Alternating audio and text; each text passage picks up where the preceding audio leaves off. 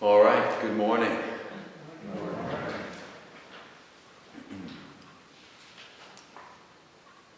Today we're going to be talking about power.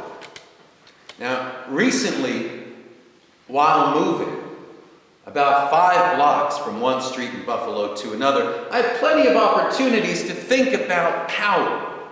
The energy it took to pack and stack and haul everything. Fighting the strong urge to dump it all at the Goodwill. I even had a chance to test my strength with the force, successfully levitating an upright piano with my mind while watching 6 dudes loaded into a truck. They definitely did their share, but without my intense concentration, I don't think they ever could have got it up those steps in one piece. Of course, my powers have limits, which I had plenty of time to consider while waiting for an electrician who promised to show up sometime between 8 a.m. and 4 p.m. and faithfully kept that appointment at 3:55.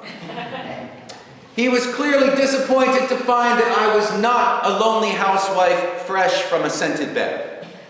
Instead, I was a haggard father, generously scented with my own musk because I hadn't taken a 5-minute shower, because I knew that that would be the 5 minutes in which he showed up, hung a card on the front door that said, "We knocked," and left. Power. What is power? My experience with the electrician gave me a couple of hints.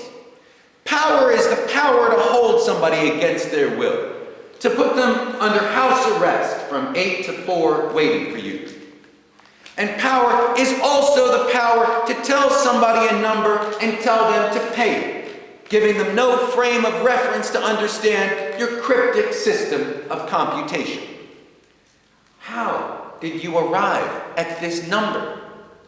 I don't understand amps and breakers, but I know what a dollar is. And I can see that in 15 minutes, you've installed $2 worth of metal and plastic.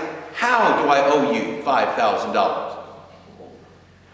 Electricians always tell you that it was the previous electrician who was a crook. You know, that last guy was a crook. But how do you know? The only safe assumption is that they're all crooks. Power is the power of one sweaty man in dirty clothes because he's a specialist to tell another sweaty man in dirty clothes because he can't take a shower, "Pay what I say or else." Or else what? Or else it's the dark ages for you, bud. Hope you like candles and tapestries. When I was young, the U.S. and the USSR spent zillions of dollars and rubles proving their power to bomb you back into the Stone Age. But electricians don't need atomic bombs. They can put you back in the Stone Age with a 90-cent screwdriver. And now the lights are on, and you're as bankrupt as the Soviet Union, finally taking a shower and trying to remember the business motto printed on the side of the electrician's van. Was it "Electricians holding America hostage since 1879. Electricians, you'll be shocked by what we charge. Or is it just electricians? If it's not broke, we'll fix it. And if you're not broke, we'll fix that too. When the U.S. Treasury prints the $1 trillion bill, it'll have Thomas Edison on it. At the start of the college semester, there's a game I like to play with my religious studies students. I show them the word power, and I tell them to think of a person. And then I ask them about the image that comes to mind. Descriptions of this imaginary powerful person tend to involve words like strong and tough. And I say, yeah, those hefty girls with the broad hips and hard stares. And the students laugh. We realize that for your average 19-year-old, the stock image of, quote, power is man.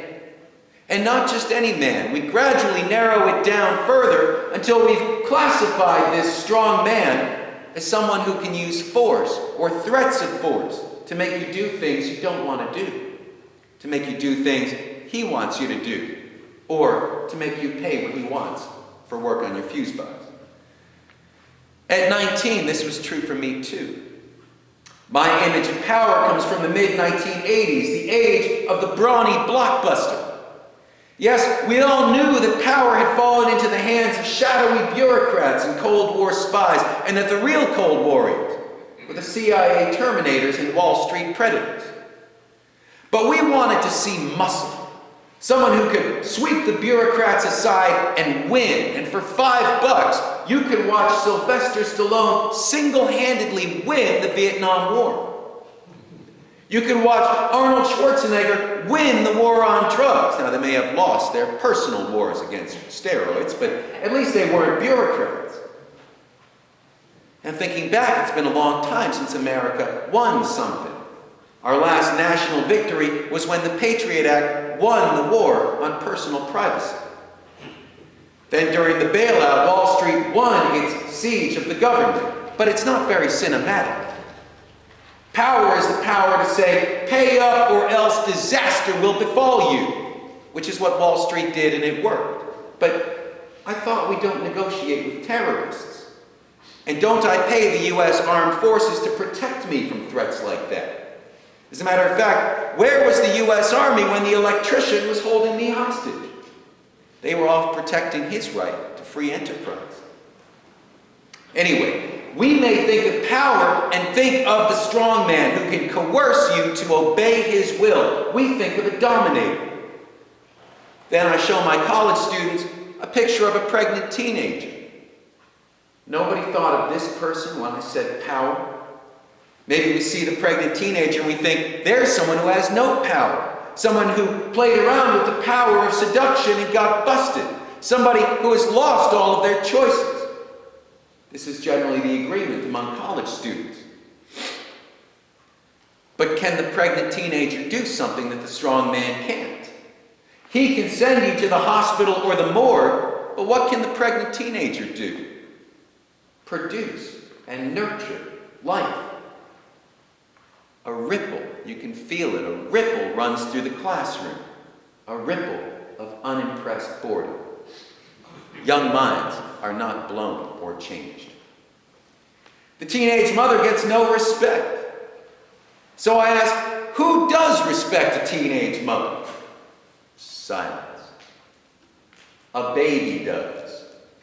Because to a baby, mother is God, the great being who created and loves and nurtures life. It's impossible to teach babies about religion.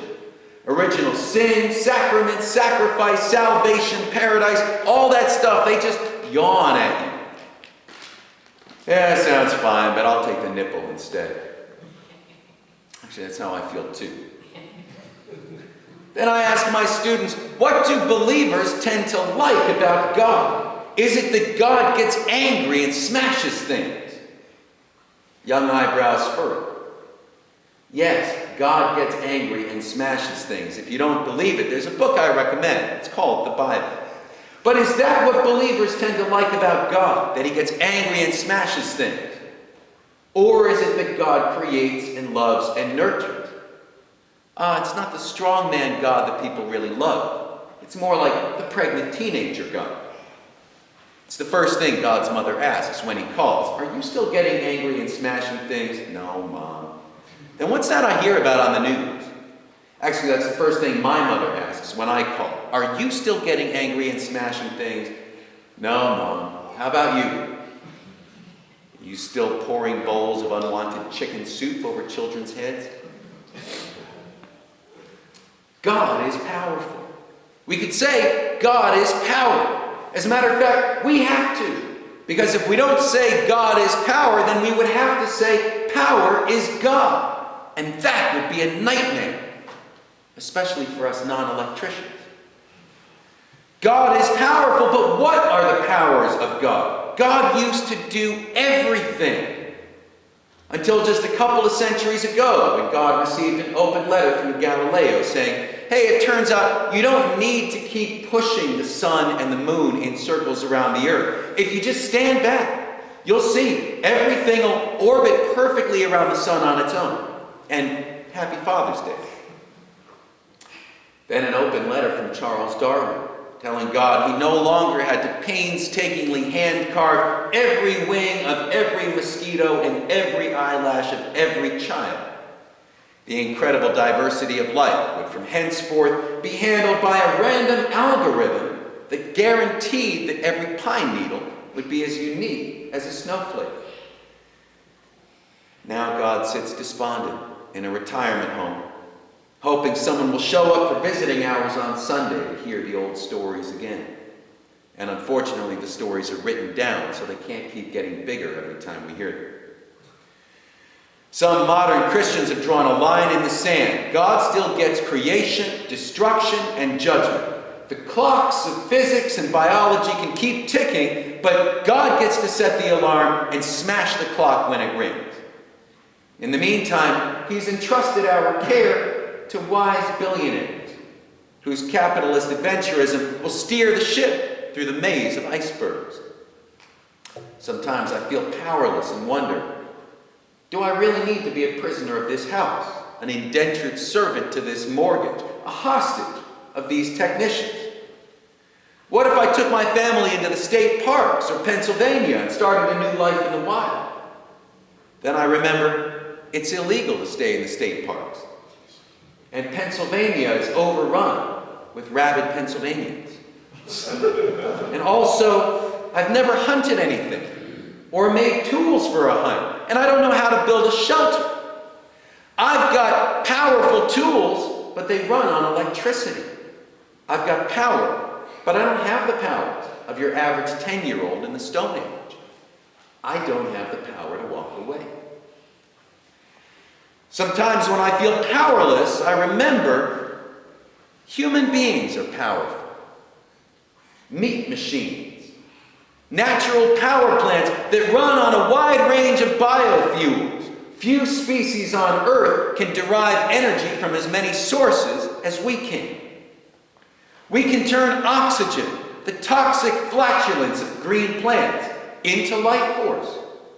And we can turn the poisonous farts of rotting barley into alcohol, which gives us feelings of even greater power. The skin that covers us is a solar panel, and our brains become more active by absorbing radiation from the sun. Our skin can also absorb electricity from moving water, which is why I can't think until I've had a hot shower in the morning. And at our center is a rechargeable battery called the heart. Being electric, we also produce magnetic fields, the effects of which we don't fully understand, but I really think it was that magnetism that helped me to levitate that piano. We also have other powers that we don't talk about. We produce powerful smells, which can influence those around us more than our words and actions. We don't necessarily take it as a compliment when someone says, "You're smelling strong this morning." But we must admit, that is a form of power. Imagine a machine that ran on a combination of solid, liquid, and vapor fuels, electricity, solar radiation, and magnetism. And that by absorbing a combination of these energies, it could move around and tell dirty jokes and predict the future based on the past, and even screw in a light bulb. But this machine is not a black hole. It is not an energy vacuum. It processes energy, generating more electricity and magnetism. Its foul-smelling belches feed the trees, and its droppings are a gold mine for beetles and worms and ferns. Alchemists once wondered, can we turn feces into gold? But it turns out our feces are more valuable than gold to our neighbors in the community of life. In an old ancient Greek creation story, Zeus's greatest fear was that human beings would gain that other type of power, fire, which would give them a sense of control over their environment and inspiration to infinite strength by total destruction.